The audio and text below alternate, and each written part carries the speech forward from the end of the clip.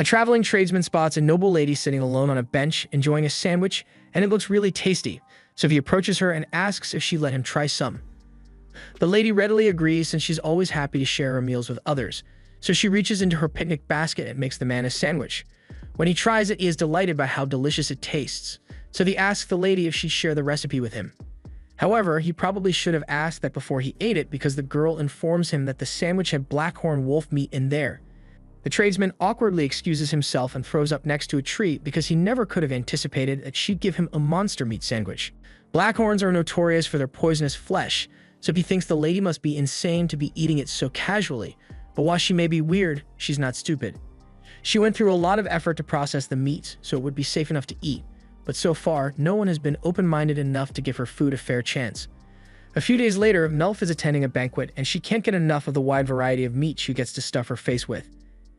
Everything here is both delicious and well presented, so she's having trouble deciding what to eat next. But before she could wander off on her own, Mrs. Talbot walks over and reminds her that she's not here for the food. The autumn banquet is an excuse for all the nobles in the land to gather and associate with one another for political reasons, so in plain terms, Melf is here to find a different kind of meat. She didn't actually want to come since she knew she'd be bored out of her mind, but her stepmom threatened to send her to a monastery and have her become a monk if she didn't get engaged by the end of the year, so she had no choice. Her dad wasn't as pushy about it, but he did still ask her to find someone soon, which is why she agreed to attend this event. But things aren't going well for her since all the nobles here recognize her as the monster meat muncher, and they don't want to get involved with her. She decides to head to a different section of the party where most of the knights have gathered, and she plans to find a knight who hasn't heard the rumors about her and convince him to get married to her before he finds out about her little hobby. But before she could actually talk to anyone, a huge commotion breaks out as several nobles scream that monsters are attacking the banquet. Can't say it's surprising since this was bound to happen when you hold a banquet with tons of food in the middle of the forest, but that's not the point right now. Melf starts running away along with the rest of the nobles as the knights charge forward to confront the monster, but then she notices an old couple nearby who seem to be having some trouble. She goes over to ask them if everything is alright, but while the couple isn't hurt, the man's walking stick just broke, so he can't get up on his own anymore. Melf offers to help him stand so they can all get out of here, and they are grateful for her assistance, but just then their eyes go wide because there's something huge behind Melf. She turns around and is shocked to see a wild blackhorn standing right there. There's still enough time for her to run without the monster noticing her, but if she did that, then the old couple would be left in harm's way. So instead, she starts shouting to get the monster's attention and bait it into following her away from the old-timers. She's glad that she managed to save them, but there's no way she can outrun it, so this might really be the end for her. However, just as she was about to be trampled, a lone knight dashes forward and beheads the blackhorn in one swift motion. His name is Roger Galbraith, and he is well known as the Blood-Mad Duke because of how ruthless he is when it comes to battles. And the people here really seem to enjoy gossiping because Roger just saved all their lives, but they're too busy murmuring about how terrifying he is to thank him like normal people. Melf falls silent at the realization that the man before her right now is the famous blood-crazed Duke, and she's not sure if the rumors about him being a blood-crazed serial killer are true or not, but that doesn't matter to her right now because Roger is way too hot for her to care. She gets up and introduces herself to him, which comes as a surprise to Roger since most women would have run away from him by now in a situation like this. Just then, Melf notices some of the blackhorn blood dripping towards Roger's mouth, and she frantically asks him to wipe it off before he accidentally ingests it, because the blood of a corrupted blackhorn is incredibly toxic to people. And even if it wasn't corrupted, she knows from personal experience that ingesting the raw blood of a beast will give you severe diarrhea. Roger doesn't know what to say at this point since he has never met a girl who knows so much about monsters, and Melf soon realizes that she might have freaked him out by talking too much. Roger appreciates Melf's concern, but he already has some holy water ready to deal with any potential blood poisoning. He even offers some to Melf since even though she probably didn't swallow any blood, it never hurts to be safe. Roger then notices that her dress is covered in blood, so he offers to take her somewhere so she can get a replacement, but while Melf appreciates the gesture, she tells him that it won't be necessary. Monster blood washes out really easily with a little warm water and baking soda, so her dress isn't ruined or anything. But that's not what Roger was referring to. Most nobles are disgusted by the mere thought of wearing clothes tainted by monster blood, so he wonders why it doesn't seem to bother her. Without thinking, Melf blurts out that she butchers monsters all the time, so she's used to getting covered in blood every now and then. Roger is shocked to learn that Melf butchers monsters, and she realizes she has said way too much, so she apologizes for it. But instead of being disgusted by her, Roger bursts out in laughter because he recalls hearing rumors about Melf eating monsters, and he can't believe it's actually true. Monsters in this world are very different when compared to regular animals. Due to the magical energy that their bodies contain, consuming monster meat typically causes vomiting and fevers, so it is generally discarded, but Melf always thought that was wasteful. There's no point in hiding it now, so she admits that the rumors are indeed true, and that when she looks at that corpse over there, the only thing she can think about is how tasty the meat would be. But she realizes saying it out loud makes it sound even worse. By this point, she expects Roger to awkwardly shuffle away any minute, so she puts on her best. I don't know what to do anymore, smile and waits to see what he does. But as it turns out, Roger is actually enchanted by the lovely smile on Melf's blood-covered face. So much so that he can barely look her in the eyes, so instead he grabs her hand and starts leading her away from the party. After a while, Roger realizes he should probably say something so things don't get awkward, so he asks Melf if the monster meat actually tastes good. This isn't the first time someone has asked Melf this question, but it usually doesn't end well when she gives an honest answer.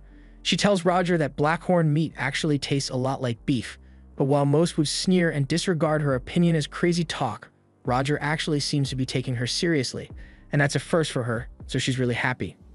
She goes on to explain that the key to making the meat safe to eat is getting rid of all the magic in it, and she says that's easy enough to do during the bleeding process.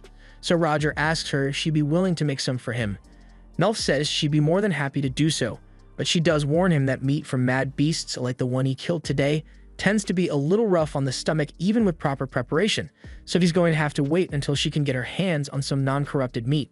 Roger says he's looking forward to it, but in the meantime, he still wants to get Melf a new dress to change into, so he leads her back to his trute's pavilion. Roger's subordinate, Chaos, comes out to greet him upon his arrival, and after Melf introduces herself, he is instructed to get her a new dress to change into.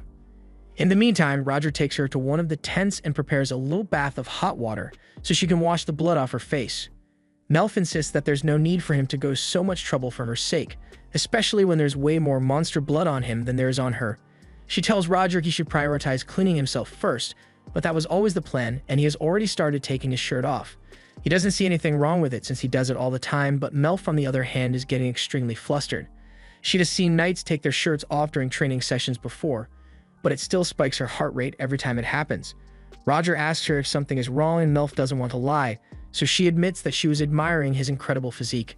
Roger has never really put much thought into what his body looks like, but he does train often to be able to fight monsters regularly, so it's natural that he be muscular. Melf thought he looked cool when he beheaded the Blackhorn, so she asks him if she'd be able to learn how to do that as well. Roger says anyone can learn to do what he did, but in Melf's case, her arms aren't conditioned for it, so she'd be better off leaving the fighting to him. He asks her if there's any particular monster she'd like to try since he'd be willing to hunt it down for her. And as soon as he says this, Melf's eyes light up because there are so many things she has been dying to taste. But just then, Chaos returns and lightly scolds Roger because he thinks it is inappropriate for him to be half naked in front of a young lady like this. Roger argues that he only took off his shirt so he's not completely exposed, but either way, it's still not appropriate. A little while later, Melf has changed into the dress Chaos prepared for her, and she absolutely loves the design on it. Roger says he borrowed that dress from the Queen a while ago, and he thinks it looks really good on her. But the entire time he has been holding the head of the Blackhorn, and all his men are shocked that Melf doesn't seem to mind. Most ladies would have fainted if Roger came anywhere near them with that thing, so they are all happy that he finally found someone he gets along with. Later that evening, it's time for Melf to return home, so Roger escorts her back to her carriage. She thanks him once again for saving her life and says goodbye. He tells her that the next time they meet, he will have a special present ready for her, and she says she can't wait, but if he's going to be bringing a monster for her, she requests that he capture it alive because the meat would taste better that way. Roger has never tried capturing a monster alive before, but he's up for the challenge. However, that might take a while, so in the meantime, Melf offers Roger some Scatspit monster jerky she made, and she assures him that she was very thorough with the preparation process, so there's no risk of him getting sick from it. If Melf is the one who made it, Roger trusts that it'll be safe, so he takes a bite without hesitation, and he is pleasantly surprised by how delicious it actually is.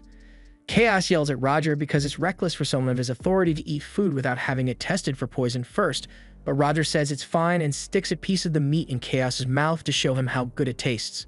They both agree that it's delicious, and Roger tells Melf that he can't wait to see what else she can make the next time they meet, but all of a sudden she ducks her head down. She was brought to tears by the fact that someone finally recognizes her hobby and doesn't think she's weird for eating monster meat. She pulls herself together so she can say her last goodbye to Roger, but she can hardly wait to meet him again. It takes a few days for Melf's carriage to get her home, and by the time they return, it is already snowing in the region. Melf looks ahead, and to her surprise, she sees her father waiting for her at the gate. So once she gets there, he opens the door and she asks him if something is wrong. At first, she thinks he might be upset because she did manage to get engaged, but that's not exactly it. He reminds her that he is merely a count and he has no idea how to handle things now that she has gotten involved with a duke. Melf isn't sure what he is talking about, so her father informs her that Roger Galbraith is asking for her hand in marriage, and he already sent a formal proposal letter, so he isn't sure how to respond. Melf can see that her father is freaking out, and frankly, she is too, because she knew she and Roger had gotten along well at the banquet, but she didn't think he'd take it this far so quickly. As for what happened on Roger's end, after Melf departed, he returned to his pavilion to give a status update on his duties to the Crown Prince, also known as Maxim, Roger's older brother. Roger informed him that his men have completed a sweep of the area to make sure there are no more dangerous beasts nearby, and that the monster's den has already been dealt with appropriately. Maxim thanks him for doing such a good job, but he asks Roger if he could stop addressing him so formally all the time since they are brothers after all. However, Roger says he can't do that because while they may be related by blood, 17 years ago, Maxim was appointed as Crown Prince, and Roger was adopted by the Galbraith family, so he is nothing more than Maxim's subject now. Maxim can see that Roger isn't going to be dropping the formalities anytime soon, so he asks him if he has anything else he wants to talk about. Like for instance, a date he had with a cute redhead girl recently. Roger is shocked that Maxim already knows about that, but he says he keeps tabs on everything his darling little brother gets up to. While Roger was distracted, Maxim reaches into the picnic basket he had gotten from Melf and takes out a piece of jerky. Without a second thought, he takes a bite out of it, and he is impressed by how good it tastes, so he asks Roger what kind of meat it is. Roger sighs because a crown prince really shouldn't be eating stuff without confirming what it is first, but since he wants to know, Melf said this was jerky made from scatsbit meat, these little guys. Maxim finds it intriguing that a monster could taste this good, so he asks if Melf made it herself, because if she did, she might be onto something. But the jerky aside, Maxim is much more interested in talking about what Roger plans to do with Melf. Normally, it'd be unheard of for the daughter of a count to be involved with a duke, but Roger has had an undisputed L streak with the ladies, so meeting Melf might be a once-in-a-lifetime opportunity for a loner like him. Roger has no interest in listening to his brother's teasing, so he says he has nothing more to report and walks out of the tent. He finds it annoying that his brother keeps butting into his business all the time, but he admits to himself that Maxim may be right. It's not often that someone takes a genuine interest in Roger, much less someone who is as brave and captivating as Melf, so he needs to think about his next move carefully. He eventually decides that the best course of action would be to fulfill his promise and capture that monster Melf had asked him for so he can surprise her the next time they meet. Meanwhile, back at Melf's home, she and her father are busy staring at the jewel-encrusted letter that was sent here. Melf's father tells her that before she returned, a messenger from the Duke's family arrived on a Blaze Eagle to deliver this letter, and Melf is disappointed that she didn't get to see the Blaze Eagle in person. But that's not the point here. Her father asks her what happened between her and the Duke, so Melf explains that she was simply attacked by a monster, so Roger stepped in to save her. Her father can't believe that's really all that happened because Melf had never so much as seen Roger before this banquet, and now he's asking for her hand in marriage. Melf takes a look at the letter, and it definitely looks like something Roger had written, since it talks about all the fun he had with Melf right before he asked her hand in marriage, but Melf can't help but wonder if there's some kind of ulterior motive here. Her father tells her she doesn't have to accept the proposal if she doesn't want to, but he'd have to make up a really good reason to turn down an engagement request from a duke. Later that night, Melf takes a closer look at the letter Roger sent, and she comes to the conclusion that he must love monster meat just as much as she does, so he wants to get closer to her so he will have someone to share the hobby with.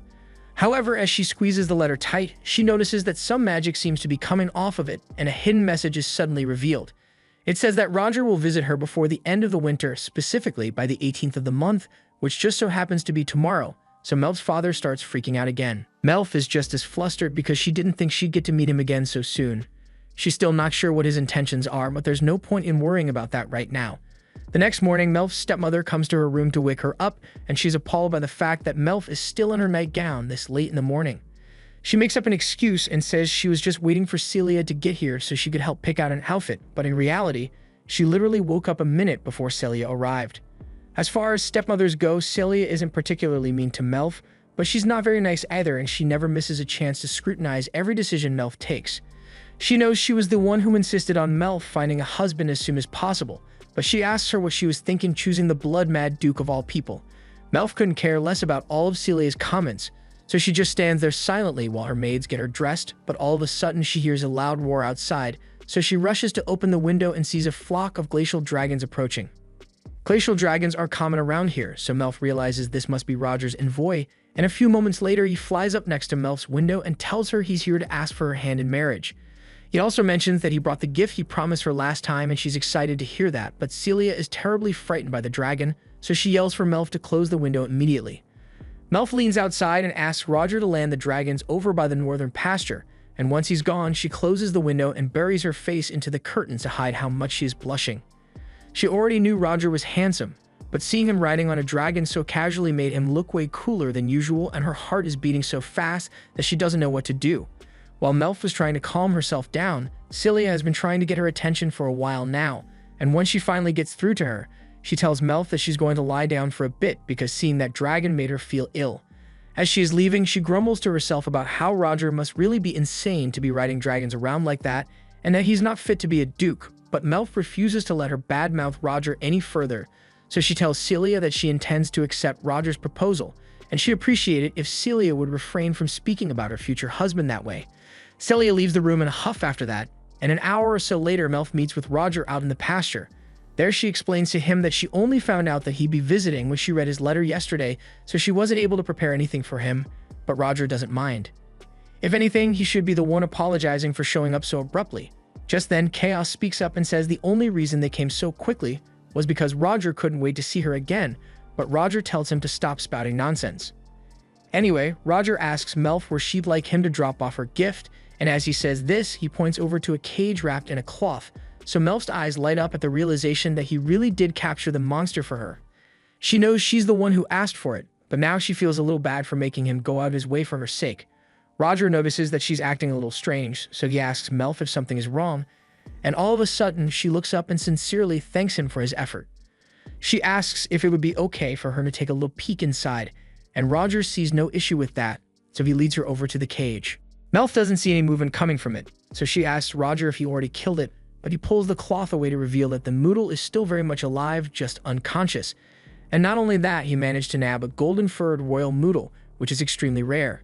Moodles are monsters similar to cows, which usually have white fur, but royal Moodles develop a gold color as they grow, making their fur incredibly valuable for things like coats and scarves, but their meat often ends up being discarded, which Melf thinks is such a waste.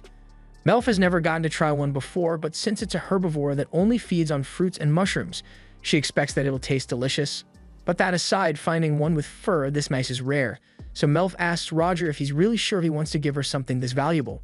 Roger tells her he wouldn't have gone through all the trouble of capturing it alive if he wasn't going to give it to her, and Melf is really happy to hear that because it means she is free to prepare it in any way she chooses. She can't express just how happy Roger has made her, and it's clear that seeing her like this has Roger really flustered, so Chaos and the others just stand back and let him have his moment. A little while later, Melf's father arrives to formally greet Roger, and he thanks him for making the long journey out here. Roger apologizes for showing up so suddenly, but he said he wanted to get a response to his proposal before winter set in, and Melf had been so excited by the Moodle that she almost forgot that Roger is here to ask for her hand in marriage. She asks her father for permission to let Roger's dragons hunt in the mountains, and he isn't opposed to the idea, but he is a bit confused because he assumed that Moodle over there was meant to be food for dragons. However, Melf tells him the Moodle is actually for her. Melf's dad is surprised to hear that since he didn't think Roger knew about her hobby, but she tells him Roger actually went out of his way just so he could try some of her monster cooking.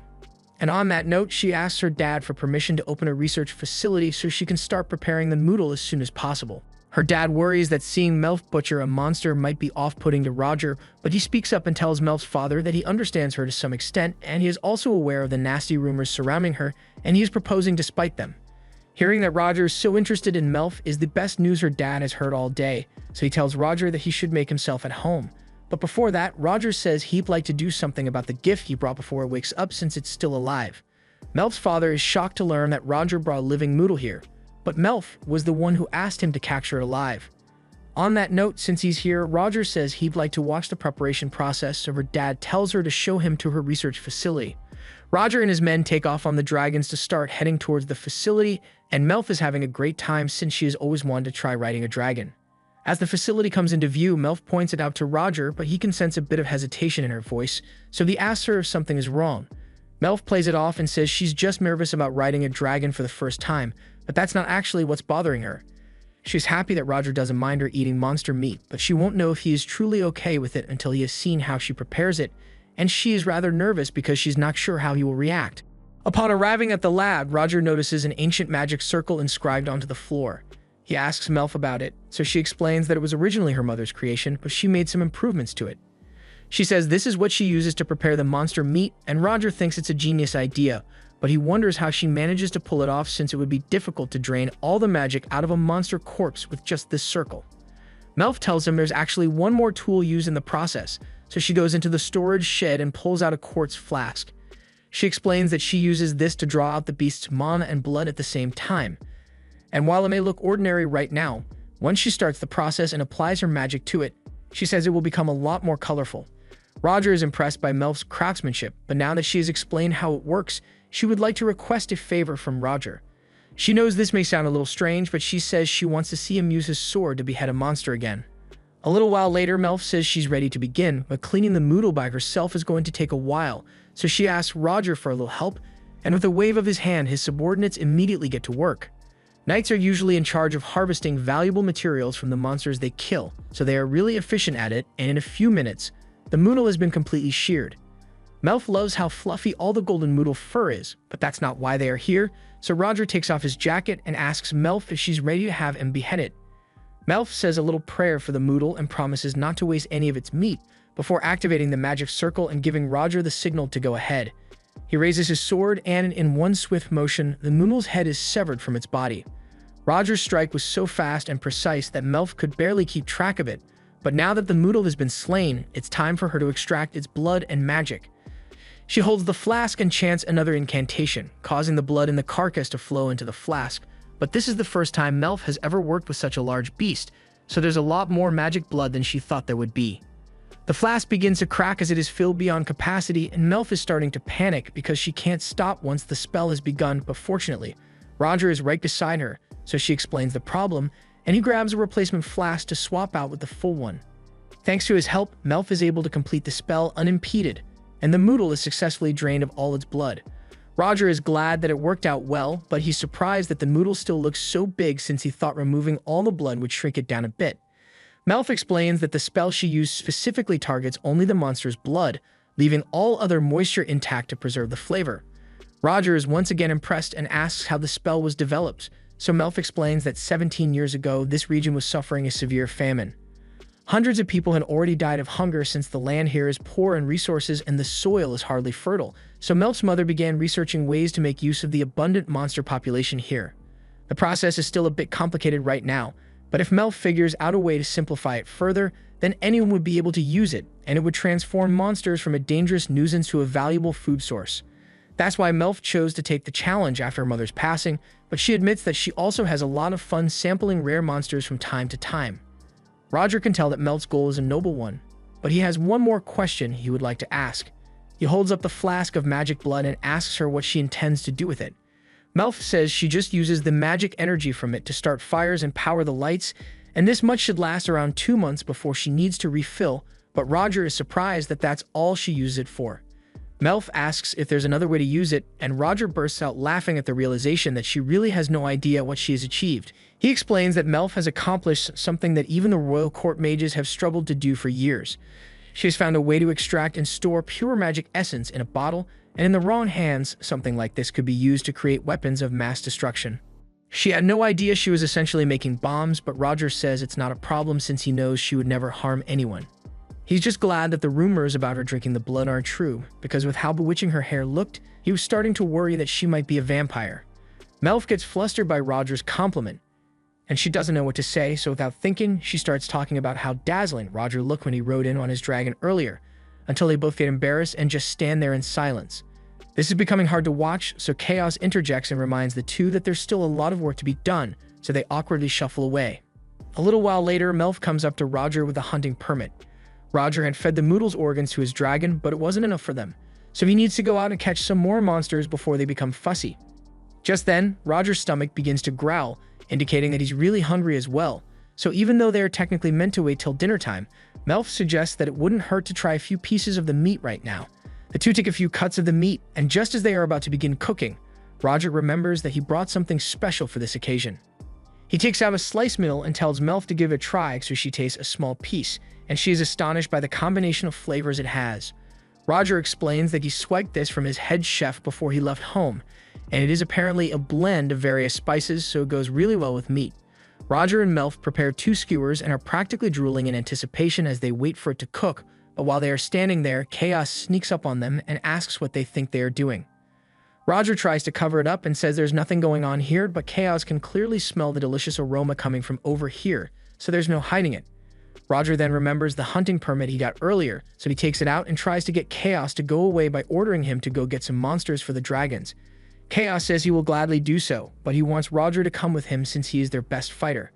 Roger tries to get out of it by saying he is busy with Melf here, but Chaos guilt trips him by asking what kind of commander sneaks himself a snack while his team is starving.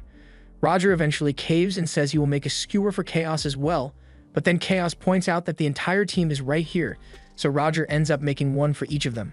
A few minutes later, Roger's skewer is done, but Chaos tells him he can't eat it yet since the batch still needs to be taste tested to make sure there's no poison left in there. As such, Chaos is the first one to take a bite, and while he was expecting it to be good, the meat turned out to be even better than he had imagined it would be. He says it doesn't taste gamey at all, and in fact, it practically melts in his mouth with each bite. Melf is happy to hear that the meat turned out so well, but hearing Chaos describe how delicious the meat is makes Roger even hungrier than he was before. He tells Chaos to just hurry up and announce that the meat is safe to eat, but Chaos wants to mess with him a little, so he tells Roger that he can't be sure if the meat is truly safe, yet since it would take a few hours for magical energy to cause any stomach trouble, but neither Roger nor his knights want to wait that long. Melf is also at her wit's end, so she tells the soldiers that she's done waiting, but if anyone actually does get sick from the meat, then she will do everything in her power to prepare medicine for them. That's good enough of an insurance policy for them. So they all take a skewer and dig in. Everyone is delighted by the flavor, especially Melf, because this is the highest quality monster meat she has ever had the pleasure of tasting. Roger walks up to Melf and tells her she's a genius for being able to make monster meat taste so good. She tries saying she was only able to do it thanks to her mother's research, but Roger tells her not to be so modest because he doesn't know anyone else who could accomplish what she just did. Roger and his mates have eaten monster meat on the rare occasion that they run out of supplies while out on a mission, but it always tasted terrible since they didn't know how to prepare it properly. He then asked his men for their opinion on Melf's brilliance, and they all agree that she is a culinary genius. The group prepares a few more skewers for everyone, and Roger is about to snag himself a third one when Melf suddenly calls his name. He thinks she's about to scold him for eating so much before dinner, so he tells her he will still be able to finish his food later, but that's not what she wanted to talk to him about. She tells Roger that she's about to head back into the lab, and she would like him to come with her. Roger follows Melf inside, and she leads him to an old room with a bunch of her research material lying around. She apologizes for how messy it is in here, but Roger says it's normal for research labs to be a bit disorganized, so it doesn't bother him. He takes a look around and notices a couple of scatspit spikes on a table, so he asks Melf about them, and she explains that she sometimes uses those to set traps for the monsters she catches. He's intrigued to find out that Melf also knows how to make traps to capture monsters, since he had been wondering how she managed to get monsters to test out her techniques on, but she tells him she doesn't always use traps. The knights here help her occasionally, and sometimes she enlists the local hunters, but most of the time she has to go hunting by herself. Roger is surprised to hear that, so he asks her if the people here don't approve of her research. Melf tells him he is right, but there's nothing she can do about their beliefs since people naturally hate the idea of eating monster meat. Even when her mother saved the starving masses by preparing the meat to make it edible, all those who survived thanks to her effort deny the fact that the meat they ate came from monsters. They believe that it is taboo to consume monsters, so they have never acknowledged the research Melf conducts, and Roger thinks she must be quite stout to persist in her research despite the scorn of the people around her. But in reality, the things they say do get to her sometimes. If that's the case, it's not like Roger thinks she should stop, but he asks why Melf bothers to continue the research when no one accepts it. She turns to Roger and asks him if he remembers the incident that occurred 17 years ago. He says he couldn't possibly forget it because it's the entire reason he was adopted into the Galbraith family. If Melf's origins are related to that incident, he knows it is going to be difficult for her to discuss, so he takes her by the hand and leads her over to the sofa, so she doesn't have to look him in the eyes while she speaks. He reminds Melf that he came here to ask for her hand in marriage, so he did his homework on her family, and he has a good idea of the controversy around her research. but he says he doesn't want her to give up on it. He tells her that if she marries him, then with the resources from the Galbraith family, she would be able to continue working unimpeded. Melf tenses up a little and tells Roger that if he wants to learn about her research, then she will be more than happy to teach him everything she knows, so there's no need to force himself to marry her. However, that's not what he meant at all. He says she's the one he wants to learn about, and he knows he's not exactly the best option for a partner since he is well known as the blood-mad Duke, but he wants to know what Melf thinks about him. He looks to Melf for an answer, but she is too stunned to speak right now because this entire time, she had convinced herself that Roger was only interested in her because of her monster meat research, so she can't believe he actually likes her as a person. Roger asks her what she thinks of him as a partner, and Melf had really given it much thought till now, but marrying Roger would actually work out pretty well. Her father was willing to accept it even if she got engaged to a knight, so he has no reason to object to a duke. Furthermore, when she thinks about getting to spend every day with a man like Roger, her heart skips several beats at once. However, she is still on the fence about it since she definitely looked inferior standing next to him, and she wouldn't want to bring Roger's image down, but the offer is too good to pass up. She asks him why he chose her out of all people, since a man of his social status would have many potential brides aiming for him. Even if they were to get married, she doubts Roger's family would approve of it since even though the negative views regarding monster meat aren't as common over in Galbraith, no one would want to be associated with the rumors surrounding Melf. However, Roger cuts her off and says he thinks his people would actually be very welcoming to her. There is a large forest in the Galbraith territory called the Urzane Woods, and it is considered a treasure trove of monsters because no matter how many Roger hunts down, more always seem to pop up. It's gotten so bad that he is running out of ways to dispose of the monster carcasses, so to him, monsters are nothing more than targets for extermination. That's why when he heard Melf speak so enthusiastically about eating them, it gave him a new perspective on the creatures. When he's out on expedition, Roger and his men would sometimes eat monster meat if they ran low on food supplies, but they had no idea there were ways to completely drain the harmful magic energy like Melf did. It effectively turns the nuisance monsters into viable food sources, and Roger is sure that his people will appreciate that. Melf is overjoyed by the thought of her research being of use to others, and Roger adds that as long as he is around, he won't let her face the scorn or disapproving glares of the other nobles. Melf tells Roger that she is delighted by his offer, but she honestly still doesn't think she deserves someone like him. As he hears her say this, Roger thinks Melf is trying to turn him down in an indirect manner, but she doesn't want to leave any room for complicated misunderstandings, so she grabs his hand and tells him she just meant that she doesn't know how to do most things that other maidens would be able to, but as long as he is okay with it, she would be happy to marry him. Her only real talent lies with her research, but at the very least, since Roger's duties require him to slay monsters regularly, she can turn those carcasses into delicious meals for him so they don't go to waste. Just then, Claude, one of Melf's guards, shows up to inform Roger that Melf's father is waiting for him back at the castle, so the two cut their conversation short and get ready to leave. As Melf walks out the door, Claude leans in and tells her it may not be wise to discuss sensitive information regarding this territory with someone she has known for a total of 48 hours at this point, and Melf takes his concern into account.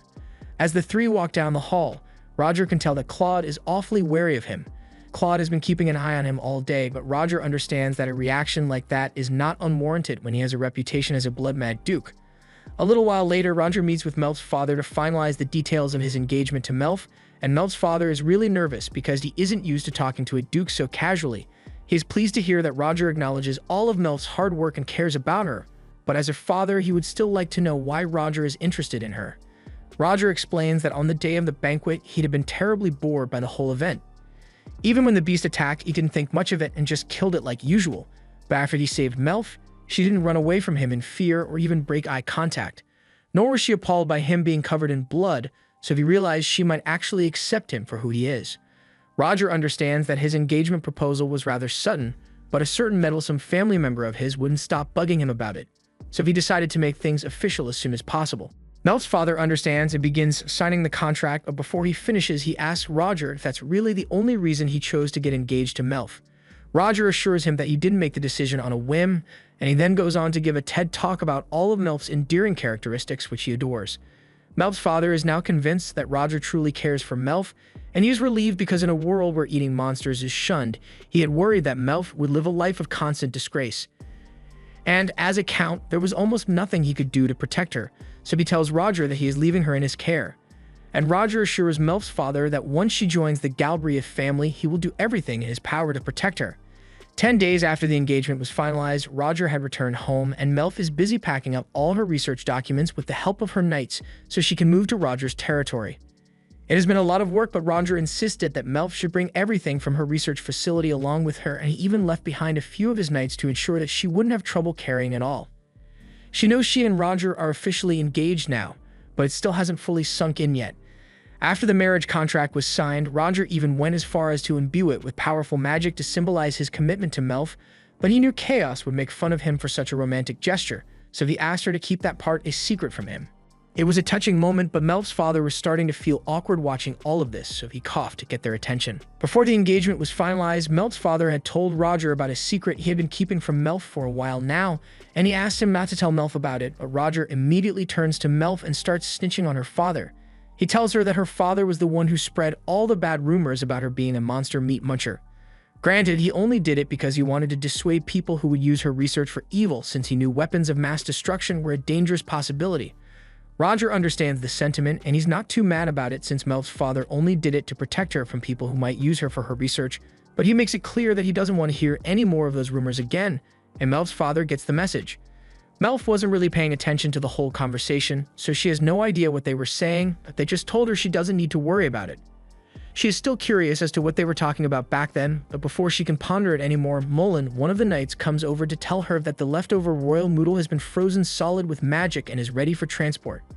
He also asks what she intends to do with the noodle fur, so she tells him she's going to leave that behind for her father and stepbrother to make golden coats out of. She thanks Mullen for his help, and with this, she should be fully packed by the time Roger comes to pick her up.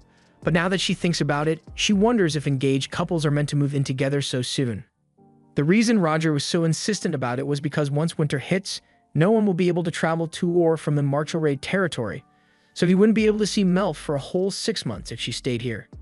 Just then, there's a knock at Melf's door, and the head butler Herman comes in to inform her that her escort has arrived. Herman has taken care of Melf since she was a little girl, so he is sad to see her go. But this is a joyous occasion. As Melf walks out of her room, it finally dawns on her that she won't be returning for a long time, so she wants to see her father one last time before she leaves. She heads over to his room and knocks on the door, but when she walks in, she finds Celia sitting on the couch waiting for her. Melf asks Celia what she's doing here, but she responds saying that even if she's only Melf's stepmother, she still wants to see her stepdaughter off before she leaves home. Melf asks where her father is, so Celia tells her he's outside making sure all of Melf's stuff is being handled properly. Melf really doesn't have anything to say to Celia, so she tries to keep the conversation brief and excuse herself as soon as possible, but all of a sudden Celia scoffs and says she doesn't know how Melf managed to seduce a duke, but she wants to make it clear that her son is the sole heir to the Martial Raid family. Melf says she understands that, and it's pretty obvious since she's literally marrying out of the family, so she has no reason to care. Celia tells Melf that even if Roger kicks her out, she won't be welcome back here, and to that, Melf says, "I'm glad I won't have to stare at your raggedy face anymore." At least that's what she wanted to say, but instead, she just politely excuses herself and leaves the room because she doesn't want to cause any problems. She then heads down to the courtyard where her father has just finished, and he asks her if she's ready to go. He tells Melf she looks good in that coat, and it brings back a lot of memories for him because it's the coat that Melf's mother, Elise, wore when she got married to him. Melf had no idea that this coat used to belong to her mother, but since she was originally from the south, the cold winters here must have been a shock to her. Melf's father remembers how excited Elise was to play in the snow for the first time here, so much so that she overdid it and ended up getting sick shortly after. Melf laughs a little because she had no idea her mother was so silly at times. Her father wishes he could share more stories about her mother with her, but a few moments later, Roger arrives and says he is here to pick Melf up. He asks her if she is sure she has everything she needs since there's still a large pile of stuff over there, but she tells him those are all just early drafts of her research materials, so they aren't of much use to her anymore. Roger asks her if it's okay to have them burnt since he wouldn't want her research to fall into the wrong hands, and Melf says she's fine with that. After that, Roger turns to Melf's father and tells him he will be taking his daughter now, so he helps her up onto the back of his dragon and prepares to leave. Melf's dad is sad to see her go, but at least she'll be back to visit once spring comes next year. However, Roger tells him he was actually planning to keep Melf with him until their wedding date in the fall. This is the first Melf's dad is hearing of this, so he asks Roger what he will do about everything Melf needs to get to marry into the Galbraith family. Roger says he already plans to provide Melf with everything she could ever need, so Melf's dad doesn't need to worry about it. Also, since burning all of Melf's old research is bound to be a chore for them, Roger says he will handle it right now. He then points his finger at the trash pile and casts some magic, setting it all ablaze with huge pillars of fire. From the ground, Claude yells that Roger went way too far with that firepower and he apologizes, but he just wanted to show off a little in front of Melf. He also thanks Claude for looking out for Melf this entire time, and he sees great potential in him as a knight, so he tells Claude he is welcome to work in the Galbraith Knight's order if he wants to. She actually likes having him touch her hair, but it's still really embarrassing for her, so she's getting flustered. Late into the night, Roger and the other knights equip their dragons with glowing lights so they don't lose track of one another, and Melf finds it intriguing because she's sure that from below, the dragons must look like shooting stars to the people. They happen to be passing over the port town of Anver, and it is pretty late, so Melf asks if this is where they will be spending the night. Roger tells her he actually planned to keep flying until they reach the fort of Rittard, but if Melf is uncomfortable with the idea of sleeping in a fortress, he would be more than happy to arrange accommodations for her in the city, but Melf is actually quite excited by the idea of spending the night in a fort. Roger is surprised that she's okay with it, since the fort basically has rock-hard beds and nothing else, but Melf says she's fine with that. The main reason she wants to go there so bad is because the fort is right next to a river, and that would make it easy for her to catch some fresh fish monster right at the peak of spawning season. Till now, she's been limited to capturing the monsters that wander into the martial raid territory, but there are so many more options out here, and she wants to try them all. Roger understands Melf's point, and if she really wants to catch some fish monsters, he happens to know that Xanazes are quite common around this time of year, and Melf says she'd love to try preparing one as soon as possible. Roger is eager to taste it as well, but he reminds Melf it may take a while to catch one since they'd have to set a trap and wait for it to fall in. Melf hadn't thought about that, and she is really disappointed that she won't be able to try the fish tonight, but Roger tells her to cheer up since if they set the trap once they land, it should have caught a fish by morning, so they could have it for breakfast. Melf looks up at Roger and asks him if he's sure it will work out, and for a second, he's caught off guard by how cute her expression is, but he composes himself and tells her catching fish for breakfast is their best option, since he for one would much rather eat Melf's amazing cooking instead of the stale rations that are stored at the fort, and she is delighted to hear that. Now that she thinks about it, she recalls Chaos mentioning that Roger and the other knights had only ever had dreadful experiences with monster meat before they met her, so she asks Roger if he has ever cooked monster meat before. He tells her he wouldn't exactly call what he did cooking since all he ever did was pop it over an open flame and hope for the best. He and the other knights often had to resort to eating monster meat during extended expeditions when they ran out of rations, and it never ended well for them. And Roger was practically traumatized from it. Melf asks what kind of monsters he ate, so Roger thinks back and recalls how terrible the Boluvia, Screamwood, and Gargantus monsters all tasted. And being forced to eat all those to avoid starving was genuinely one of the lowest points of his life. A little while later, the group arrives at the fortress, so Roger tells Melf to hold on to him tightly so she doesn't fall off during the descent. Once they reach the ground, the guards stationed at the fort come out to meet Roger and his men and ask if he wants his usual accommodation. However, they are informed that Roger has brought a special guest with him today, so they are going to need to reserve the western wing of the fort for them. The guards are more than happy to comply, but they do warn that they don't have anything fancy to offer here. In the meantime, Roger asks Melf to unpack the things they will need, but after thinking for a little bit, he tells Melf it's not too late to arrange some accommodations in the city for her, because now that he's actually here, he realizes this place is way too crude for a lady like her. However, Melf assures him that it really isn't a problem since back at her research lab, she used to fall asleep on the floor all the time, so spending the night in a fort isn't a big deal for her. And besides, she says she wants to spend the night here because knowing that Roger is nearby is comforting for her. And Roger is both flustered and happy to hear her say that. Shortly after, he leads Melf to the room she will be spending the night in, and he tells her she can go to sleep right away if she wants since she must be tired from the long journey over here, but on the contrary, Melf tells him that the ride was really comfortable thanks to him keeping her warm, so she feels fine. Just then, Melf smells something cooking, and she does not like it, so she immediately heads to the kitchen to intervene. There she finds Mullen and Zeth in the middle of cooking a large pot of porridge for everyone in the fort, and she doesn't mean to be rude, but she tells them such a meager pot of porridge couldn't possibly satiate all the hungry knights here. That's why she suggests they should add some of this to it for extra flavor. She already pre-salted the moodle meat, so it should go well with the porridge, but Mullen asks if it's really alright since the moodle meat is limited in supply.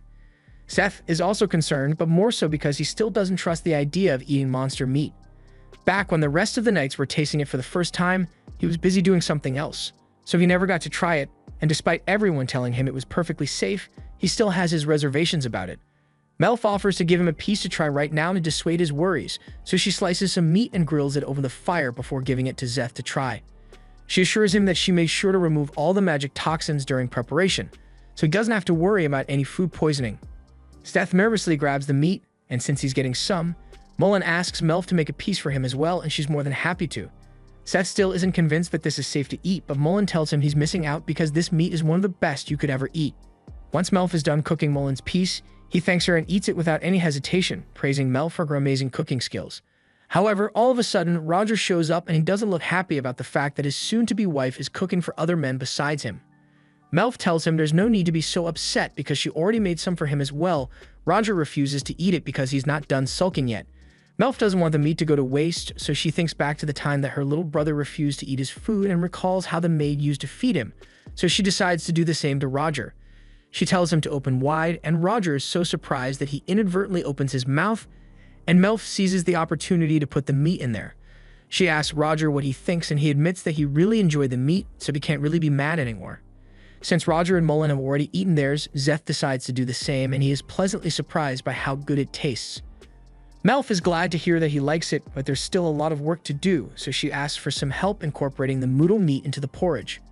Later that night, as the knights all receive their meals, they are all stunned by how good the meat tastes, and it really boosts their morale.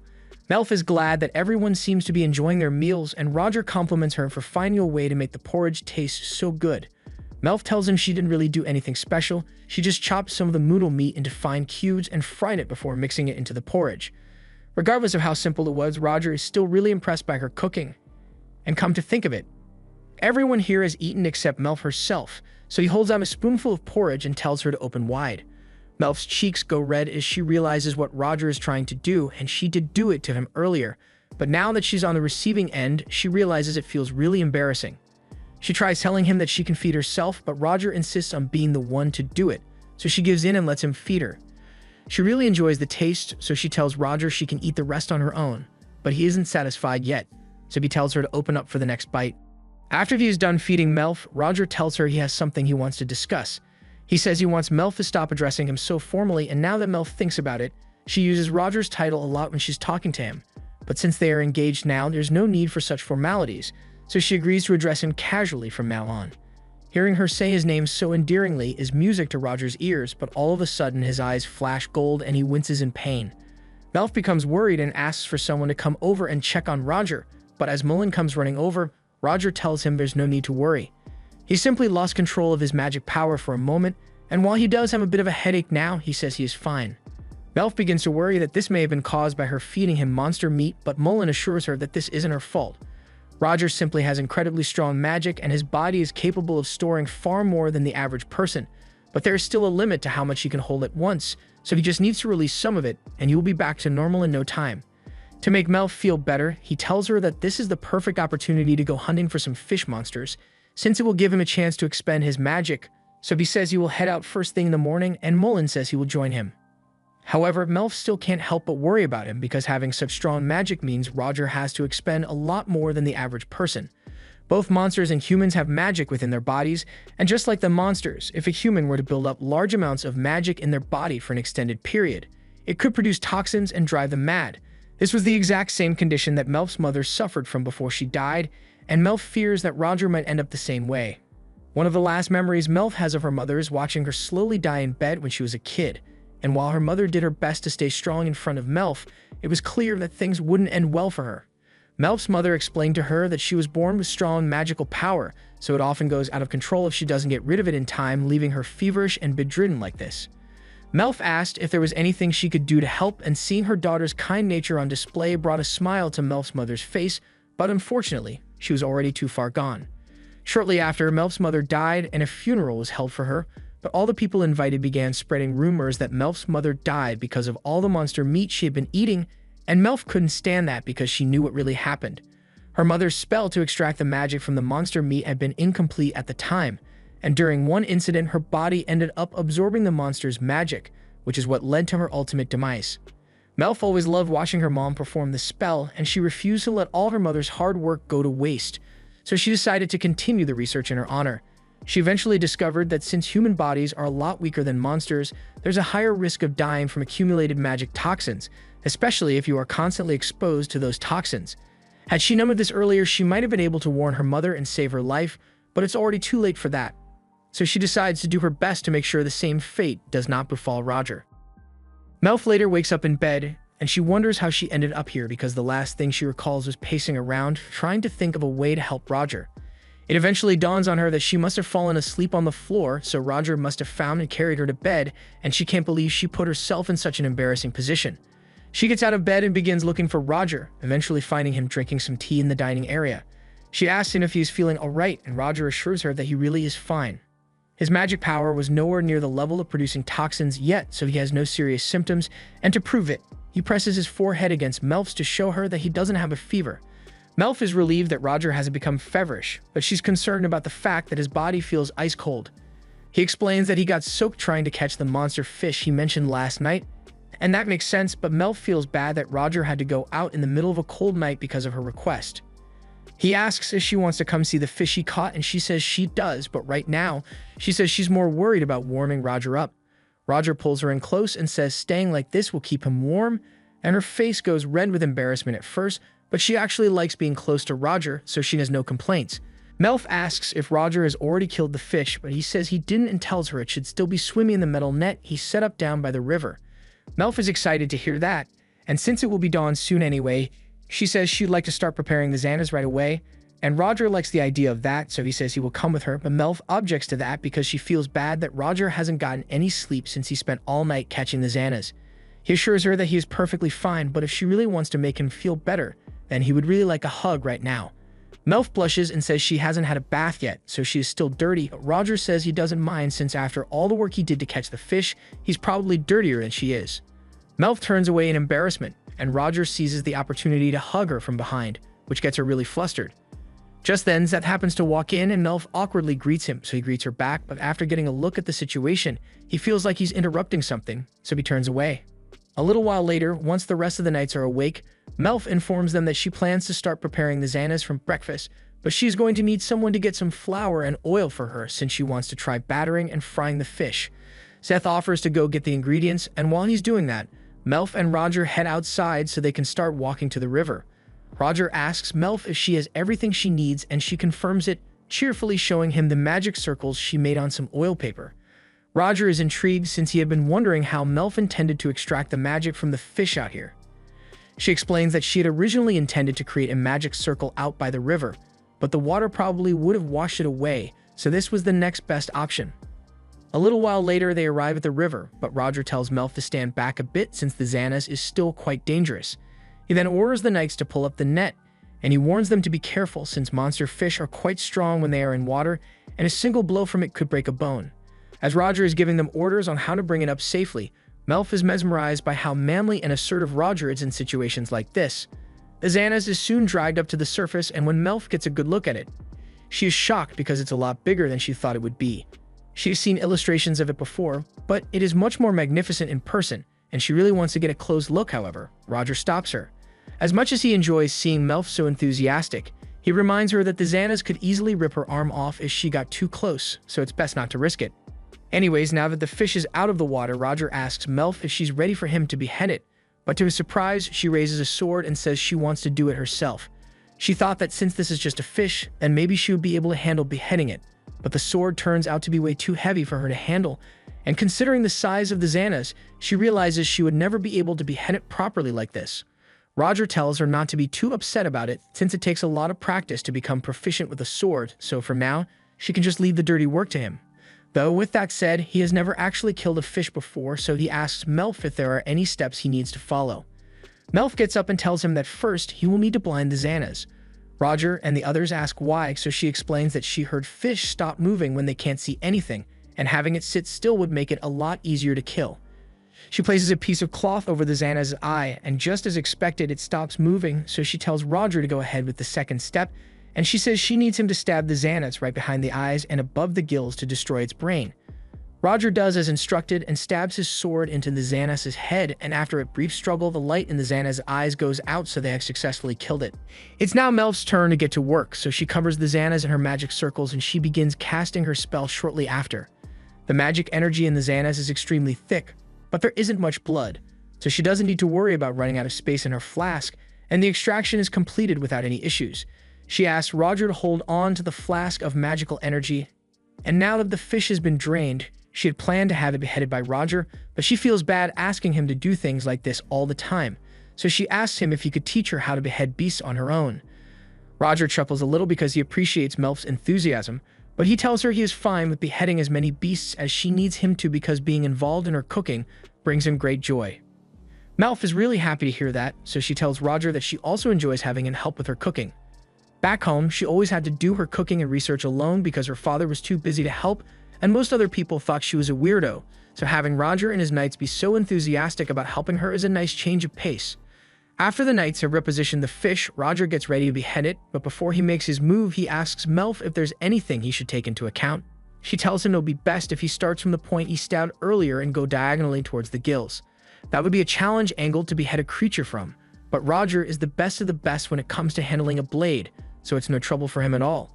Melf is amazed that Roger was able to cut it so perfectly, leaving all the flesh intact, and the other knights are just as impressed as she is.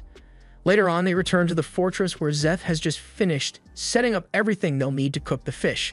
He apologizes for the inconvenience, but he says they are going to have to cook outdoors since the fortress's kitchen isn't big enough.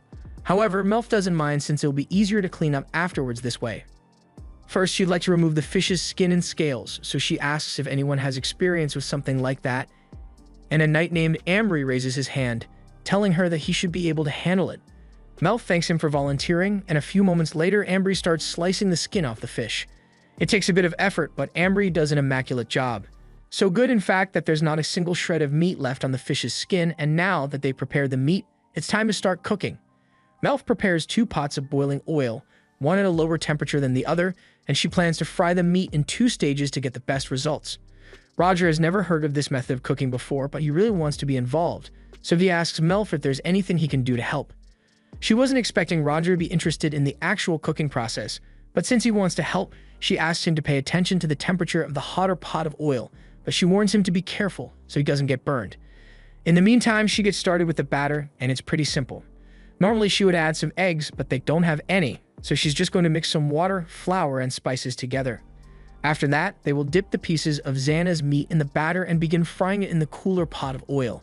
The fish will be left to fry there until it turns golden brown, and afterwards it will be removed with a perforated wooden ladle. And finally, they'll finish by frying the fish pieces in the hotter oil for a nice crisp on the exterior, while leaving a moist center. Once the first batch is done, Melf serves some to Roger while the other knights follow her instructions and begin cooking the rest of the fish. Roger also tried making a batch since he wanted to be involved, but he messed it up a little, so his fish turned out burnt.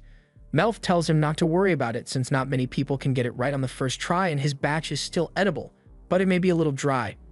To show him that it really isn't that big of a deal, she asks him to feed her one of his pieces, and Roger is hesitant at first since he wouldn't want to feed Melf such substandard food, but she says she wants to eat it because Roger is the one who did the cooking. Plus her hands are still all sticking from the preparations earlier, so she can't exactly feed herself. Melf opens her mouth for Roger to feed her, but since those are still pretty hot, she asks him to blow on them before he puts them in her mouth. Roger understands, so he carefully blows on the fish, and after making sure it's not too hot, he gives it to Melf so she can have a bite. She is pleasantly surprised by how chewy the dry fish meat is, and Roger is surprised to hear that his botched cooking attempt actually tastes good, so he gives it a try, and he really likes it too. They then try the moist ones, and Melf loves how fluffy they are. But she also really liked the chewy dry ones, so she isn't sure which version to make. Roger suggests they should make both since the knights are bound to have divided views on which type is better, so they made a lot of the dry and moist versions.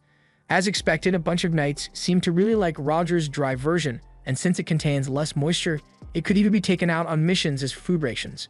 She hadn't even considered how useful it would be to have dry fish, so she thanks Roger for opening her eyes, but he doesn't think he deserves any praise since it was a complete accident.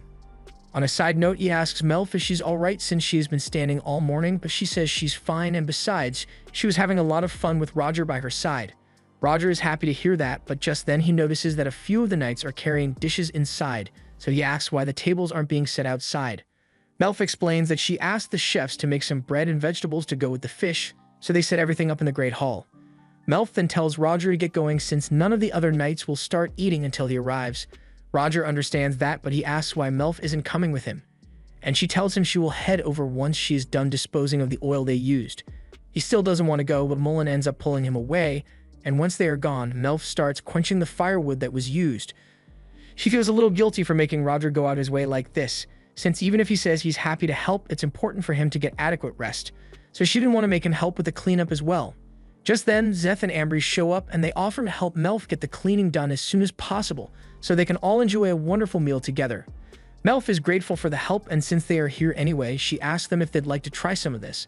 Zeth and Ambry take a look at the bowl she's holding, and it looks like there's some Xana's meat in there, but it looks a little different from the other batches. Melf explains that this is the Xana's belly meat and it's not fit for frying, so she didn't want to serve it to the knights earlier, but she wants to get their opinion on it. They both take a bite, and they aren't delighted by how good it tastes, though Ambry says it would taste better with a little sour fruit juice to go alongside it.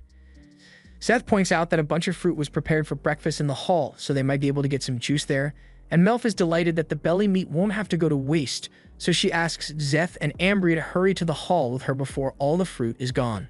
Once Melf arrives at the hall, she finds all the knights enjoying their meals, and once Roger notices her, she calls her over and have a seat next to him.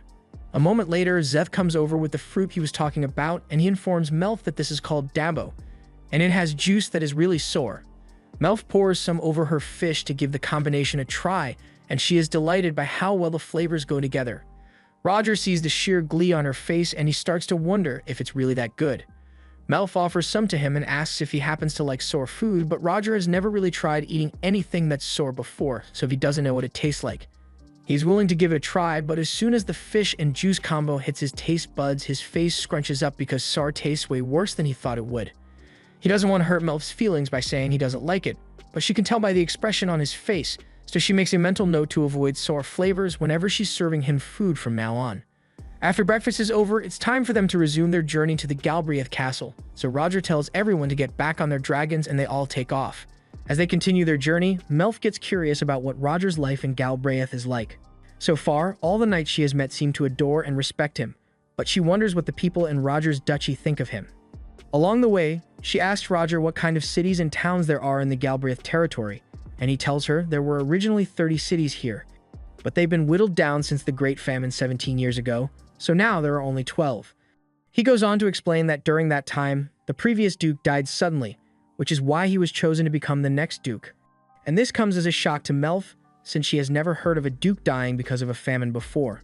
She asks Roger how it happened, so he tells her that back then, an unprecedented number of monsters suddenly appeared in the forest of Urzinia, and before the knights could cull them, the magic power had already become too dense, causing tons of blood-mad magic beasts to descend upon Galbraith. Melf had no idea what had happened to the Galbraith territory, and Roger wasn't surprised she hadn't heard of it, as the Duke at the time had fulfilled his duty and handled the situation. Many knights were lost in the battle, but the sacrifice was worth it because they were able to contain the disaster, and no other nations were affected. Melf asks why they didn't receive reinforcements from the neighboring kingdoms, and Roger says the king probably did want to send help, but with the entire nation suffering from a serious famine, there weren't many resources to spare. Besides, the Knights of Galbraith swore an oath to defend the nation with all their lives, so dying in the line of duty is the most honorable way they could pass on.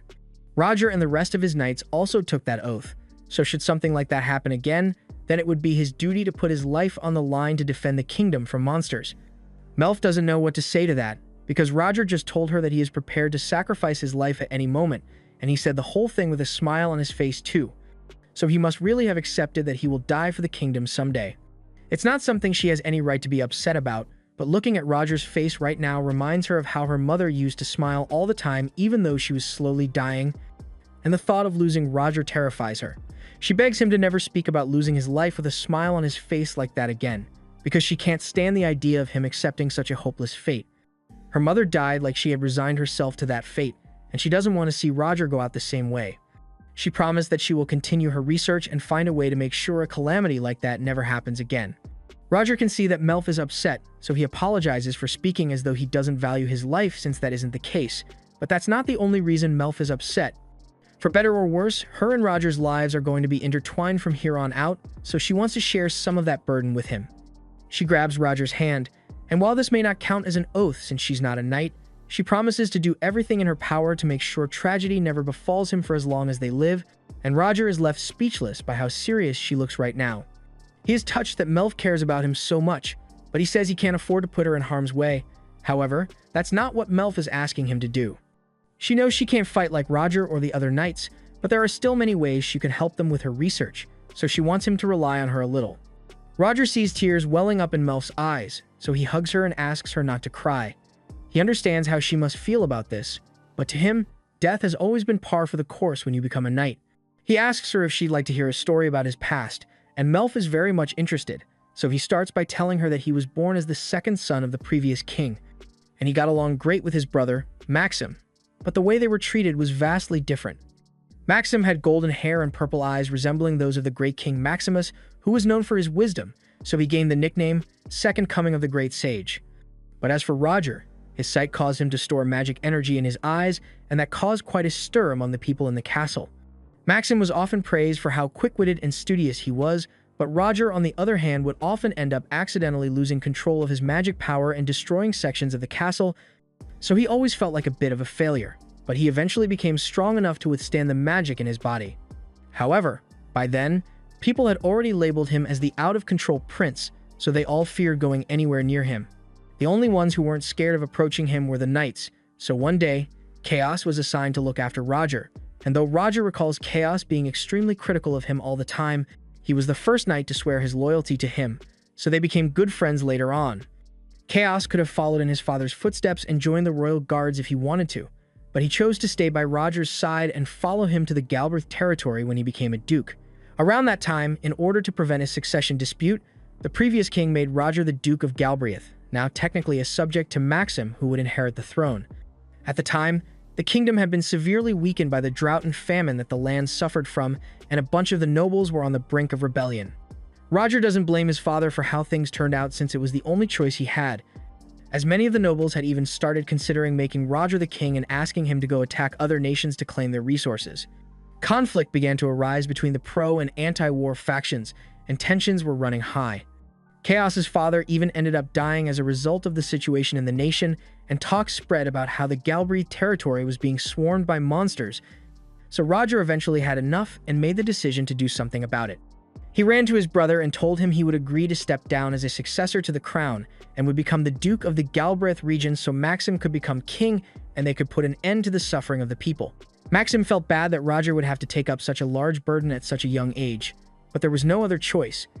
So the two of them discussed it with their father and later announced to the nobles of the nation that the king had decided to abdicate the throne and Maxim was to become the next ruler while Roger would become the Duke of the Galbraith region. Roger and Maxim set out to accomplish their respective roles, and a few years later, Roger called for a meeting to discuss a few things with him. First of all, he didn't think it was fair that the knights of the Galbraith region didn't receive any benefits for the dangers they faced, so he wanted to offer them something more. Maxim agreed, so he thought for a second and suggested offering all knights who serve for at least 5 years a spot on the royal guard as a promotion. Roger liked the sound of that since the promise of a promotion would definitely boost morale. And on to the next topic, he wanted to discuss the possibility of using parts of the monsters they slay. Some could be used for valuable materials, such as claws, hides, and horns, and Roger felt it would be a waste to discard them all, so he was hoping the castle could purchase them from the knights. Maxim also thought this was a good idea, so he said that, as long as the materials were in good condition, he'd be willing to pay handsomely for them. Thanks to Roger's intervention, the situation in the Galbraith region was vastly improved, though he knows the only reason things worked out so well with his proposals is because he happens to be the brother of the current king. Melf thinks it is amazing that he was able to bring about so much change, and that's exactly why Roger feels obligated to put his life on the line to defend it. However, Melf cuts him off and tells him that instead of giving up his life, they should be thinking of a way to prevent another cataclysm from happening altogether. Roger asks if it's even possible to do something like that, but Melf tells him that her research deals with extracting magic toxins from living creatures, so if she can figure out a way to apply it, then she might be able to stop monsters from going mad altogether, and then Roger wouldn't need to risk his life. Roger is stunned because he hadn't really thought of it that way before, but then Melf goes on to add that if she figures out how to extract toxins from live beasts, then she might even be able to reverse the madness and make the meat edible again. Roger smiles because only Melf would find a way to bring up new ways to cook monster meat in a conversation like this, and that's part of the reason he loves her. So he gives her a little kiss on the forehead, but Melf really wasn't expecting that, so she nearly passed out from the shock. Roger still loves seeing Melf's reactions to his displays of affection, and she thinks he's just teasing her, but he says he is completely serious about how much he loves her. Just then, Roger notices that they are getting pretty close to the Galbraith territory, since the forest they are currently flying over is the Urzinu forest. He'd like to land and show Melf around, but the forest is way too vast for him to have memorized a path, so he'd definitely get lost if he went in there without a map. Melf recalls hearing that the Urzinu forest is full of monsters, and Roger confirms that it's true. The land here contains a lot of magic ores, and the soil is so full of magic that monsters are practically the only creatures that can survive in that environment. Melf is about to ask Roger a question, but all of a sudden, he senses something wrong and asks Melf to get off his lap because things might get a little dangerous soon. Melf does as instructed, and a moment later, Mullen radios over to Roger, warning him that a flock of Bourguignon is on their tail.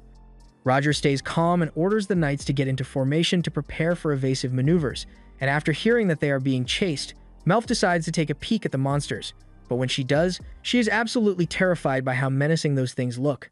Mullen reports that the monsters are speeding up, so Roger tells everyone to get ready to speed up as well, and he hands Melf a pair of wind goggles to protect her eyes.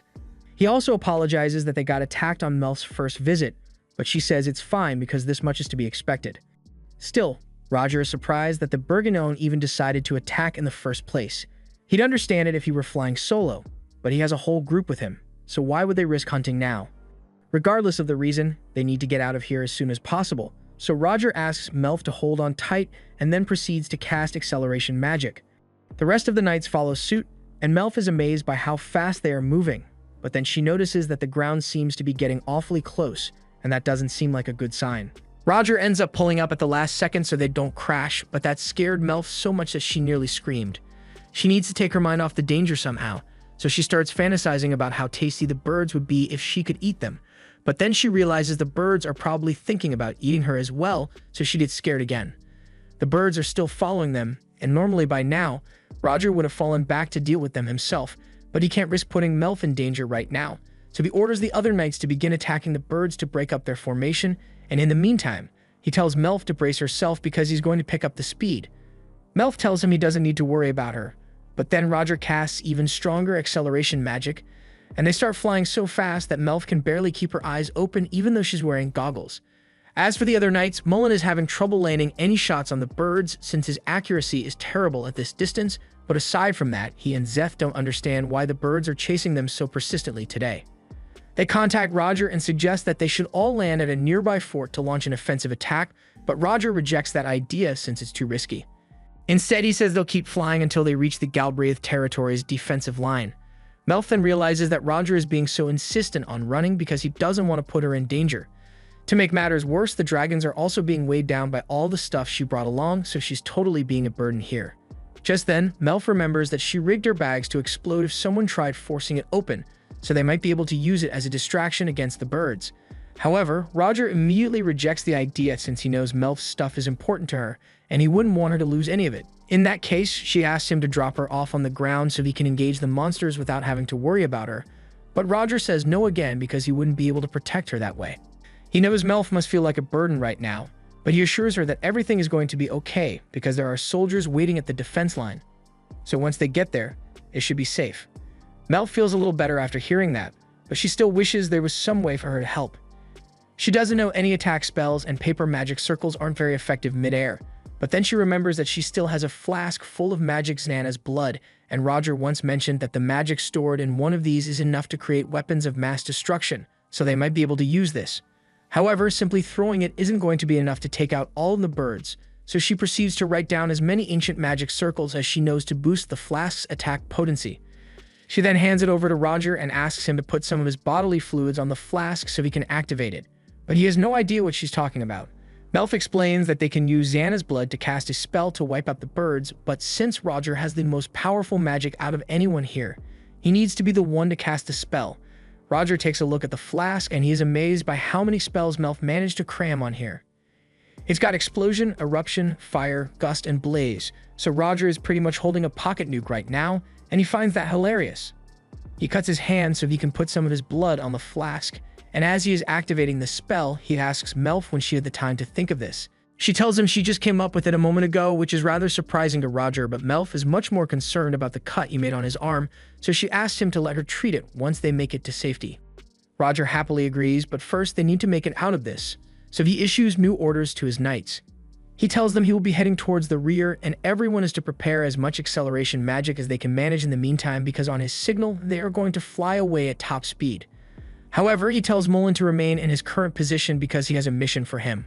Once Roger arrives at the rear, he tells Mullen that he's going to need to act as their decoy and fly straight into that flock of monsters, and at first, Mullen thinks Roger is telling him to sacrifice himself, but Roger tells him that's not the case. He knows it's a dangerous job, but he needs Mullen to draw the attention of the monsters for a little while so he can use the bomb Melf made. But no matter what, he orders Mullen to make sure he makes it out of there alive. Roger then gives the order for everyone else to ascend while Mullen flies straight into the flock, and as expected, this completely disorganizes the monsters' formation, so Roger is ready to use the bomb. He waits until Mullen is out of the blast radius, and then he chucks the flask at one of the birds. The monster swallows it whole on instinct, but that's not going to stop the explosion, so Roger tells Melf to sit back and wait. Moments later, there is a massive eruption of magical energy, and it's giving off tremendous pressure, but Roger tells Melf to brace herself because the spells she drew are about to activate. In the next second, the energy suddenly condenses into a massive ball of flames that would make Oppenheimer proud. Melf had no idea the explosion was going to be so massive, and the knights agree that it was a bit overkill, but it did solve their monster problem, and Mullen even managed to make it out unharmed, though Melf is a little disappointed that all that monster meat had to go to waste. She's also mortified by the realization of what she has just created, since she was always so focused on eating delicious meat that she never considered how destructive the pure magic extract could be. It looks like Roger wasn't exaggerating when he said this could be used to destroy nations, so she asks him if he thinks her research is too dangerous.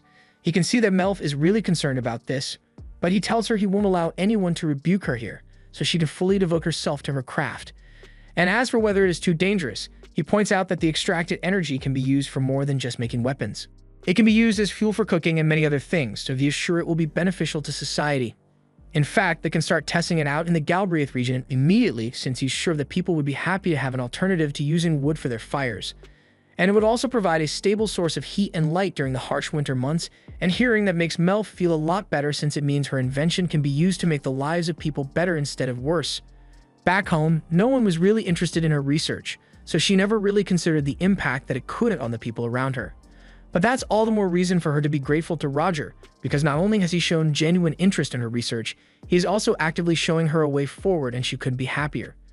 Roger tells her he's also grateful to her because without her quick thinking, they wouldn't have been able to defeat those monsters, but Melf says most of the credit should go to him since the power of the spell activation is dependent on the user's magic, and Roger was the only one capable of using such hastily drawn circles.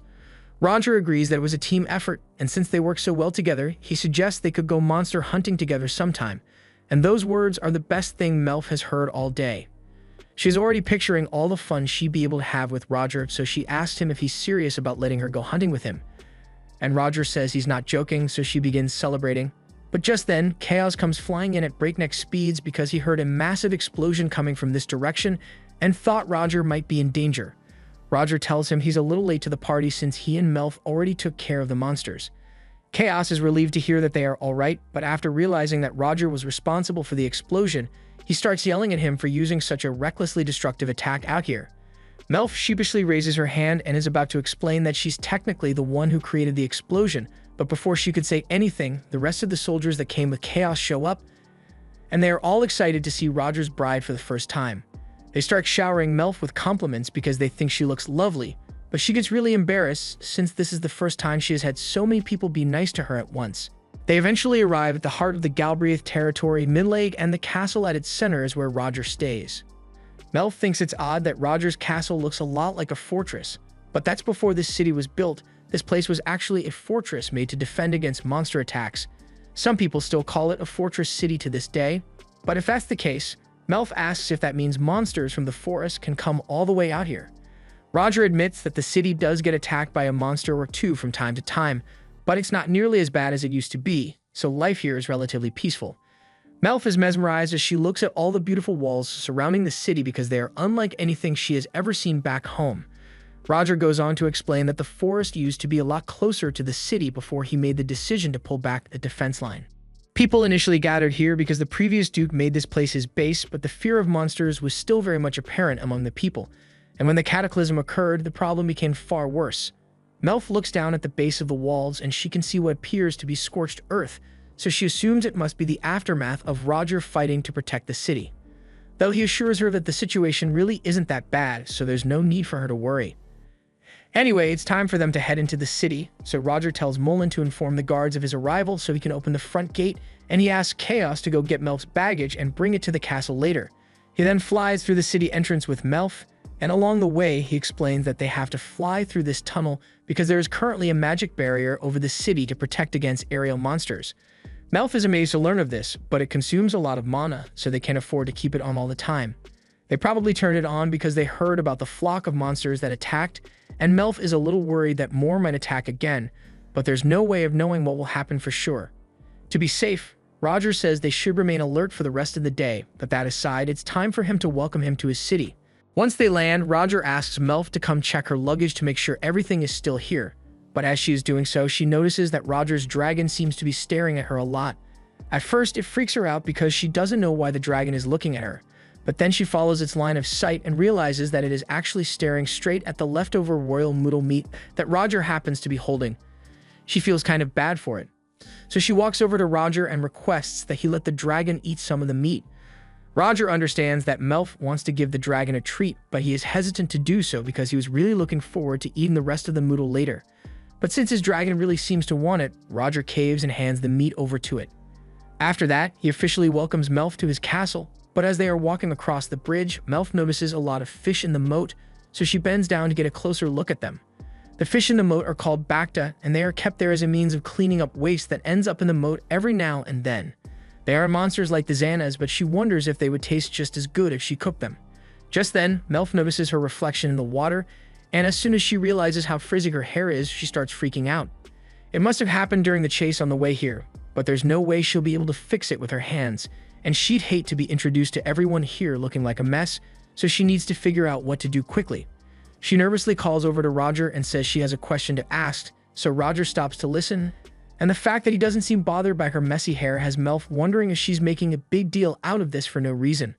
But she quickly dismisses the idea and reminds herself that as the Duke's wife, she needs to make a good first impression no matter what. Roger is still waiting to hear what Melf's problem is, but then he realizes she is sitting near the edge of the moat and he assumes she must be interested in the Bacta.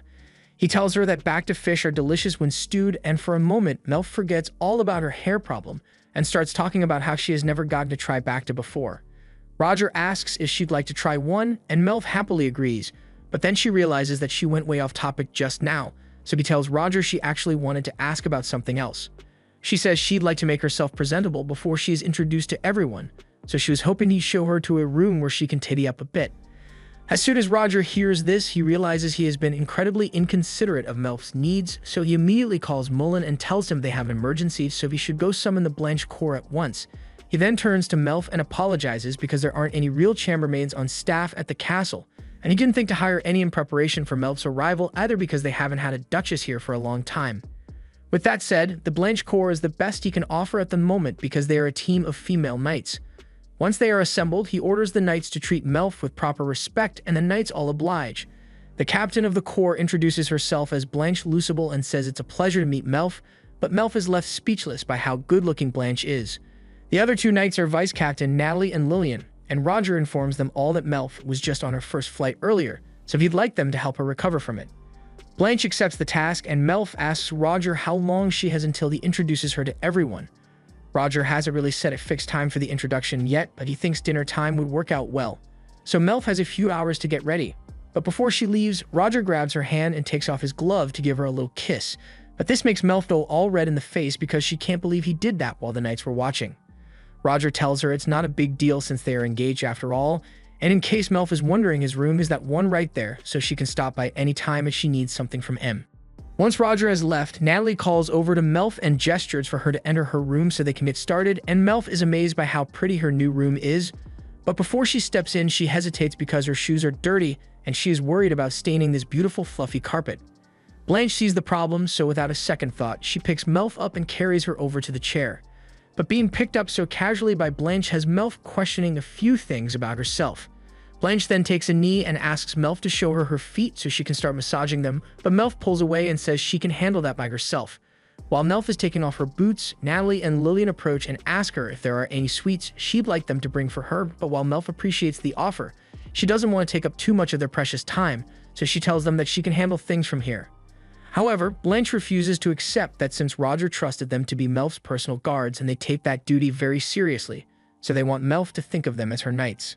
Blanche presents her sword to Melf as a symbol of her loyalty, and as she unsheathes it, she spots a familiar insignia on the blade, the same one that Roger had on his sword the day he saved her. She resheathes the sword and tells Blanche and the others that they were all chosen by Roger, and that alone makes them worthy of her trust, but she still knows next to nothing about them, and likewise they don't know anything about her. She returns Blanche's blade to her and reminds her that a sword is tantamount to a knight's life, so she shouldn't be handing it over to a stranger like this. She's sure they must have heard of the rumors around her, but she made Roger a promise, and on the way here she figured out what she must do to make herself useful to this region. So until she proves herself worthy of the title of Duchess of Galbraith, she wants Blanche to hold off on offering up her blade. Blanche acknowledges what Melf is trying to say, so she says she will also work towards becoming a knight who is worthy of serving Melf, and Melf thanks her for understanding. Blanche then begins putting her sword away, but as she is doing so, Melf becomes curious and asks if her sword happens to have been made by the same person who made Roger's blade. Blanche confirms that all the knight swords are made by a smith here in Midlake, but she wonders why Melf would want to know that. Melf explains that she actually wants to get a sword of her own made, so she was hoping that Blanche would introduce her to the smith she just mentioned. However, Blanche doesn't think that would be a good idea. Melf pleads with her to at least mention the Smith family, and Blanche doesn't know how to say no to Melf when she's being so insistent. A little while later, Blanche offers to help Melf brush her hair, but as soon as she starts brushing, she realizes that there's way more hair than she thought there would be, so she apologizes to Melf and tells her she may not be equipped to handle this mess on her own. Melf begs her to keep trying since she really needs help getting her hair back to how fluffy it used to be because Roger mentioned that he liked it that way. Blanche had no idea that Roger liked fluffy hair so much, but if that's the case, then she makes it her personal mission to ensure that Melf's hair is untangled, perfumed, and fluffed up in time for dinner tonight.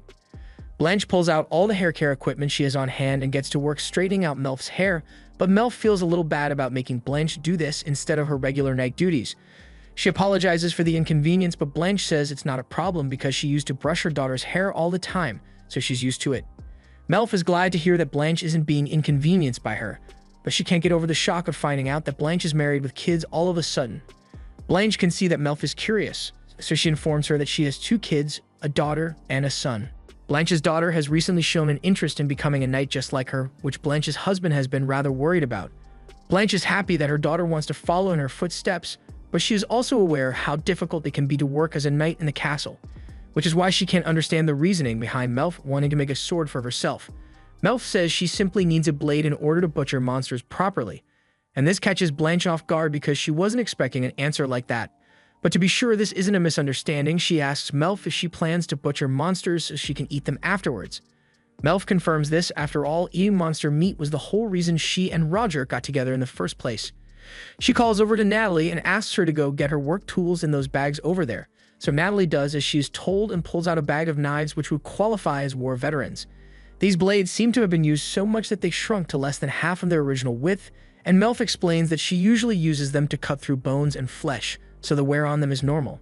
Just then, Lillian asks if Melf really eats monster meat normally, and Natalie rushes to cover her mouth because she thinks that's a rude question to ask, but Melf says she doesn't mind, since she expected them to be curious about her monster-eating habit. Melf goes on to explain the whole reason she started working on developing ways to eat monster meat, and Lillian finds the whole thing incredible. To tell you the truth, she's always wanted to try eating monster meat, but no one ever lets her have any because they say terrible things will happen. She asks Melf if she'd cook some monster meat for her, and Melf says that as long as Roger is okay with it, she could prepare some of the leftover Xanas, and Lillian is overjoyed, but Blanche tells her it is incredibly rude to be making requests of Lady Melf, so she is dismissed for the day. Lillian tries to argue, but Blanche insists that she leave at once, so she reluctantly bows to apologize and starts heading for the door. However, before Lillian goes outside, Melf stops her and asks how old she is. Lillian answers that she is still only 15, and technically the age to be considered an adult here is 17, but in her case, since she has already been knighted, she's a proper adult. In that case, Melf asks her if she really wants to try some monster food together because she would be more than happy to accommodate. Blanche and Natalie try telling Melf that she doesn't need to do that, but Melf tells them they are invited to join in as well if they want. In fact, if anyone has any suggestions on what kind of monster they'd like to try, then she'd be more than happy to listen. Natalie and Blanche don't really know what to say to that, but Lillian raises her hand and says she'd like to try the fruit of the screaming wood monster. She has never tasted it before, but she once heard Mullen say that it was the most delicious fruit he had ever tasted. However, he did end up coming down with a terrible stomachache and fever afterwards, so that kind of put Lillian off from trying it. However, if Melf insists that she can make it safe to eat, then she would love to find out what it tastes like. Melf is surprised because she never really thought of trying any monster plants before, but if the fruit is described as rich, sweet, and juicy, then she can't wait to try it. And seeing Melf so excited gets Blanche and Natalie invested as well. This was the end of episode 9. Subscribe to not miss the next part. Aukman.